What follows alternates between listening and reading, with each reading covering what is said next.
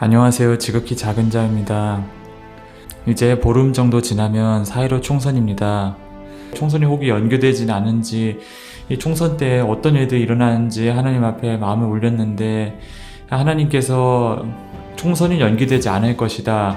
왜냐하면 총선을 연기하는 것보다 총선을 그대로 강행하는 것이 지금 집권하고 있는 사람들의 입맛에 맞기 때문이다.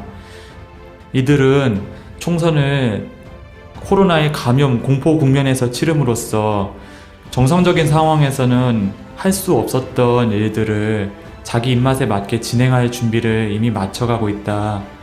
그리고 이미 그들이 원하는 결과를 만들어 두었다는 마음을 주시는 것입니다.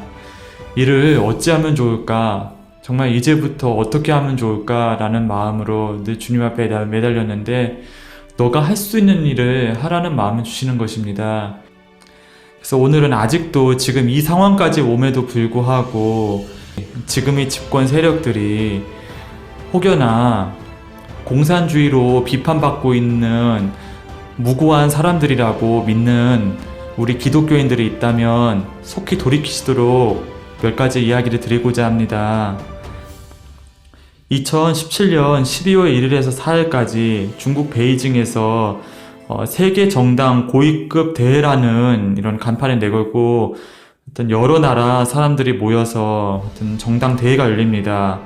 하지만 이것은 정당 대회인 것처럼 꾸며진 사실상의 코민 포럼, 공산당 대회나 다름없는 자리였습니다. 이 자리에 당시 더불어민주당 대표이자 현 법무부 장관인 추미애 씨가 당 대표 자격으로 참여하게 됩니다. 개회 당일 시진핑 주석을 접견하고 인민일보 인터뷰 등의 활동을 하고 돌아옵니다. 서방 주요 국가의 정당 대표들은 이 자리에 아무도 가지 않았습니다.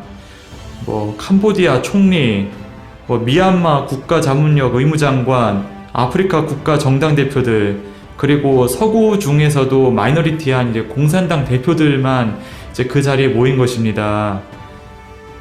그 자리에 한국에서는 집권 여당의 대표가 이제 그 개막 현장 제일 포커스 받는 자리 바로 근처에서 시진핑 주석과 면담을 하게 되었는데, 마치 한국이 중국이 충실한 지지국이자 속국과 같은 그런 분위기로 그런 자리를 치를 수 있도록 했습니다.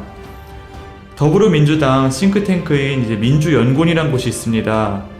이 사람들이 이제 2019년 7월 10일 중국 공산당 싱크탱크인 이제 중앙당교라는 곳과 교류협력 추진협약을 체결하게 됩니다.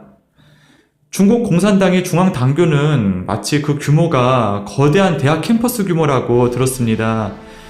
어떻게 공산주의 정당과 민주주의 정당이 정책 교류 협력을 체결할 수 있냐는 비판 여론이 나오자 슬그머니 변명하기를 우리는 미국의 정당과도 정책 교류를 추진하고 있다고 얘기를 했습니다.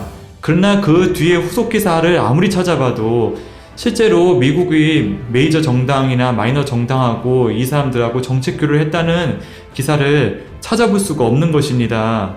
이러한 움직임이 무엇을 반증하겠습니까?